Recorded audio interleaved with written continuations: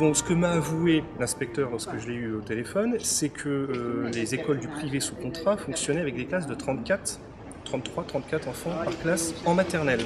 Ce qui veut dire autrement dit que la totalité de l'arrondissement privé et public est complètement étranglée en termes d'effectifs dans chaque classe. Donc ça, il y a une responsabilité, j'estime, de la part du député et de la part des pouvoirs municipaux moindres, il est vrai, parce qu'ils ont moins de pouvoir, parce que c'est aux députés d'interpeller son ministre, enfin je veux dire les députés, le député qui était présent ici est de la même majorité que celle qui a exercé pendant 5 ans, donc il a un rôle. Alors qu'est-ce qu'il a fait pendant 5 ans, au point que la situation soit devenue si dramatique qu'il n'y a plus de solution actuellement. L'école Longchamp est pleine à craquer. L'école Bellefeuille, qui est censée avoir accueilli 2 classes de plus, est pleine à craquer aussi.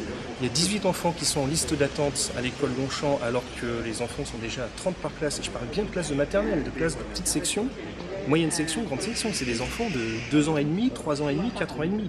Je veux dire, on vit où? Et qu'est-ce que... Voilà. Alors moi, j'interpelle les autorités locales, j'interpelle notre actuel député, mais peut-être que la future députée ou le futur député fera mieux pour avoir une action de façon à ce que les choses évoluent, parce que c'est plus tenable. C'est plus tenable.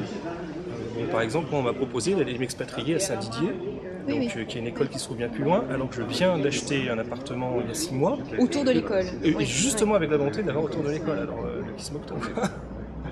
Et vous savez, dans les classes de maternelle, combien il y a de personnes qui s'occupent de ces 30 et quelques enfants? Alors, en toute petite section, ce que m'a dit aussi, j'ai discuté avec la directrice de l'école, en toute petite section, il y a ce qu'on appelle une ATSEM, c'est-à-dire c'est une assistante qui est là jusqu'à un certain degré, 1 à 2 jours par semaine.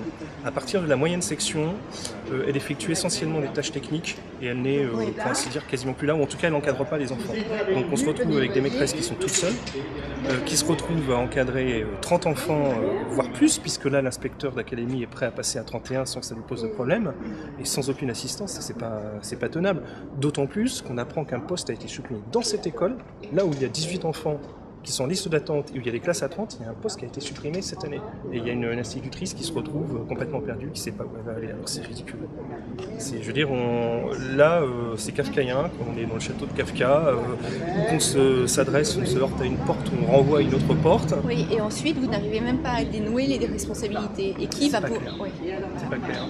Si, on sait quand même que c'est l'éducation nationale qui affecte mais qui va prendre la décision de recréer, de réouvrir une classe? Ça, c'est le recteur. Et alors, le recteur, quelle est sa position? Le recteur, il reçoit une dotation globale et je ne veux pas être méchant, mais il se contrefiche un petit peu finalement de ce qu'on appelle des effets de seuil, c'est-à-dire que lui, il a un gros gâteau, il fait 15 parts, ou 16 ou 18 parts, enfin il y a 20 arrondissements, il fait 20 parts, 21 circonscriptions je crois dans l'éducation nationale, il fait 21 parts, et puis peu importe que les arrondissements soient de taille différente, que les écoles soient de taille différente, il fait des parts égales, et puis après voilà. Donc on a une gestion des ressources qui n'est pas forcément très intelligente, d'ailleurs c'est pas forcément un problème de ressources, mais je pense que ceux qui pourraient appuyer là où ils le devraient ne le font pas, et on arrive à des situations cette année où on a touché les limites. Là cette année on a touché les limites, c'est à peu près clair. Non, on va suivre la question.